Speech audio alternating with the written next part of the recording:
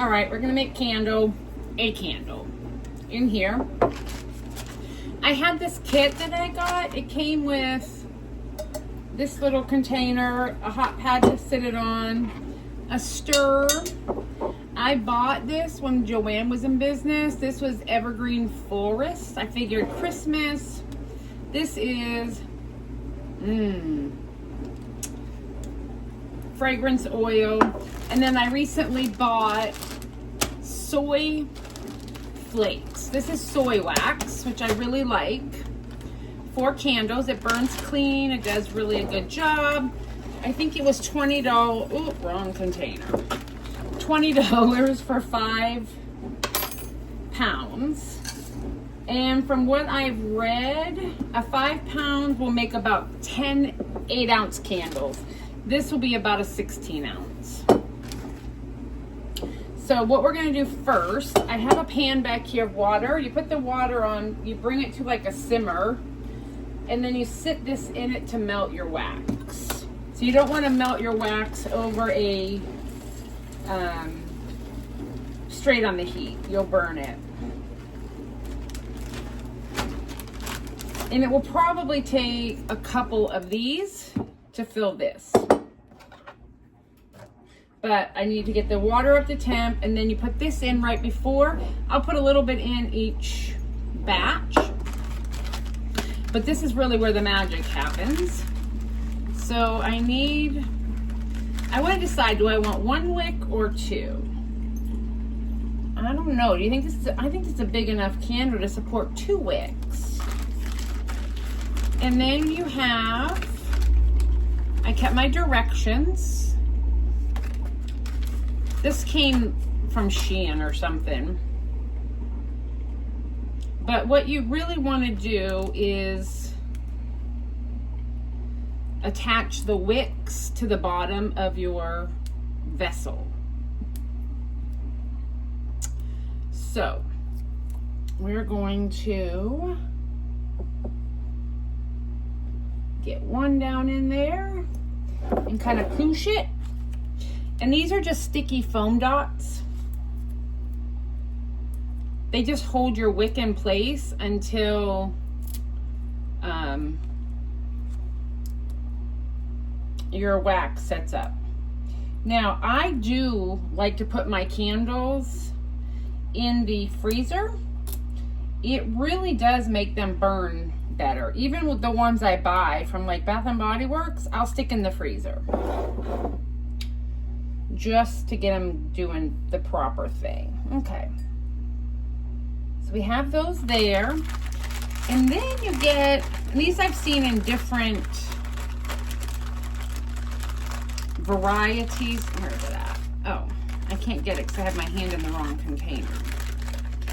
But you see the hole in the center? You put your candle wick in there. And then what I'm gonna do is tape this down.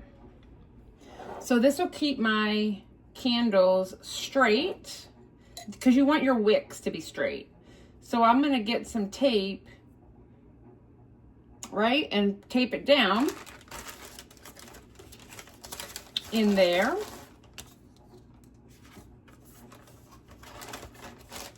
This water's coming to temperature, so what I just do is, let me get you up here a little bit. Oops, sorry. I just sit it in here. Ooh. Hold on, that's a little too much water. There we go. Better. Okay, you don't want this to be floating around. It just needs to sit on the bottom, but the hot water around it. And then I'll keep stirring this and adding more of these chips until it dries. But let me get the tape. Okay. So if you can see down in here, it's reducing because it's melting down. So what I do is, as it's going, I just take a scoop. Now, I try to be careful here because this is my actual pan that I cook in, but It's just wax, it'll come out. And then I just keep stirring this. I believe this will hold, I don't know, but I want to get enough wax to fill that. I have my, let me get this straight.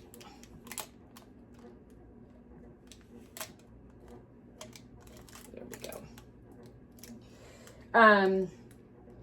My vessel back here. Yeah, I'm just going to keep stirring and melting and melting and stirring until this wax is clear. You can add color to it.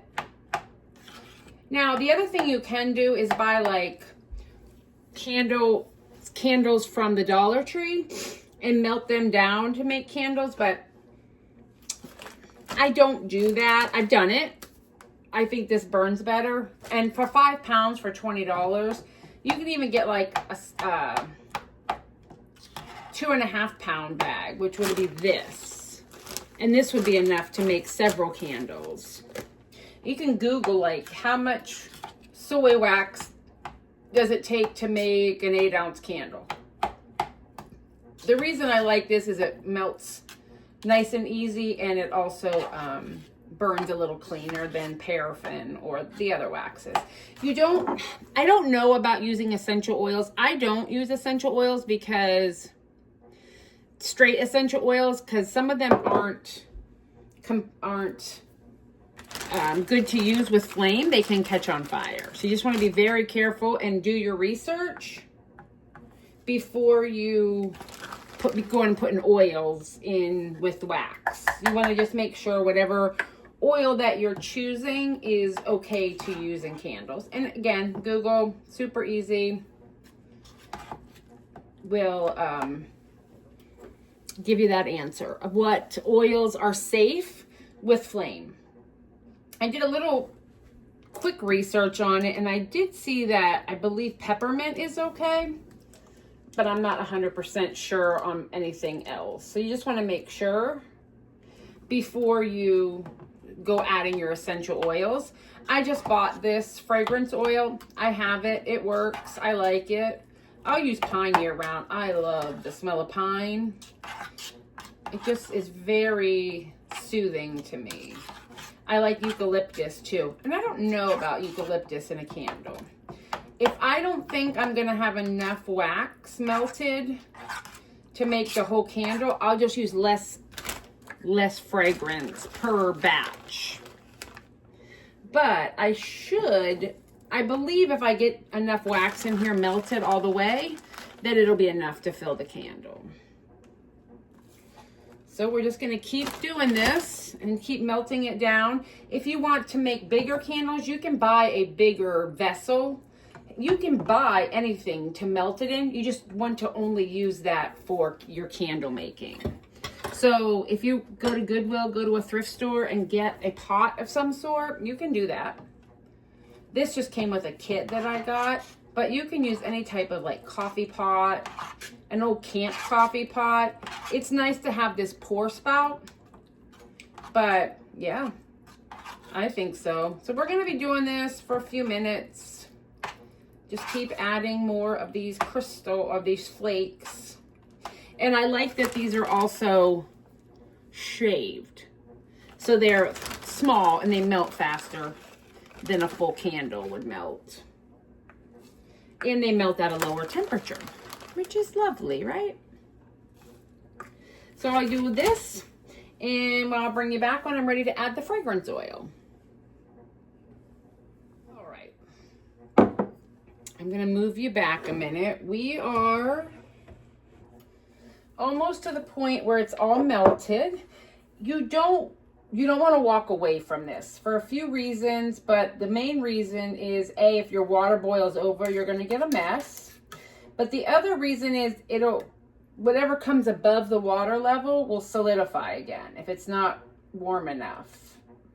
So you just want to stay here and stir until all of your little pieces are melted like that. I have a couple little floaty bits. There we go. Sorry. Floaty bits, but they'll melt in here. Now, if I wanted to, and I was being proactive, I could have filled this cup with water to determine how high I wanted it to go, and then figured out how much, and then poured it into this vessel and said, okay, well, I need it to go to this line. I didn't do that. We're just gonna guess here. Okay. Other thing too is there's measurements, but you know, whatever. Here's how I determine it. I pour some in. I give it a good sniff. What I really need is a pipette or an eyedropper. Okay, I'm going to stir. I want to make sure I get all of that fragrance evenly distributed throughout this melted wax. But do you see it? It's all completely melted. Okay, now this is taped down. Everybody's where they need to be. I even bent the little wicks on the end to so they wouldn't move.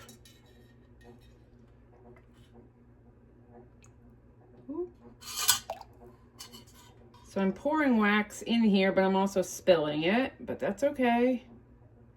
Oh, good measure. Oh, perfect. Oh, perfect. Let me put that there for a minute. I want to wipe this off with a paper towel. You can also make wax melts with this, right? Like you can take this little bit of what's left of here, this little bit of wax, and make a melt. I'm not going to do that either. I'm just going to pour that in there, and the rest of it I'm just going to put in a trash because I don't have another container, and it really wasn't that much. And then I want to wipe this off. You do not want to put this in your sink. This is wax. It will solidify when it gets cool. You do not want to send this down your drain. I'm just going to clean it out with a paper towel. Let this cool off for a minute and go back in there with another paper towel. And I'm just going to leave it like that. If I decide I need it to, I want to move that because I have wax. If I want to clean it out a different way, like I want to change fragrances, I can pour some vinegar on a paper towel and wipe it out, but I'm not ever going to stick this in my sink. That's just not the way we do these wax stuff. You don't want to ruin your plumbing. So that's everything. There we'll oh, I have wax on the bottom too. You can, and I have taken other candles, and what I've done is, now at this point I can wash it because I have all the wax clumps out. But what I have done is taken old containers and re-put wax in them. I scraped out all the old wax. I cleaned up the stickies on the bottom, cleaned out the vessel, put new wicks in it, and stuck that in more wax. Once this dries, I can pop the wax like off of this. It's just a hot pad. But I want to put this here. I don't want this to not going anywhere with this for a while. I want it to solidify, and then I'm going to stick it in my freezer overnight. And then I have a candle that I can burn. You'll cut your wick. And now I have an evergreen forest candle that, oh, smells so good. It smells like Christmas. So that's it. I made my candle out of my container that I made in my pottery class. It's a good way to recycle too, or thrift some fun things. You just want to make sure whatever you're using is glass, ceramic, something that is not going to melt. No plastics, please. And probably not thin glass. Antique teacups do really well.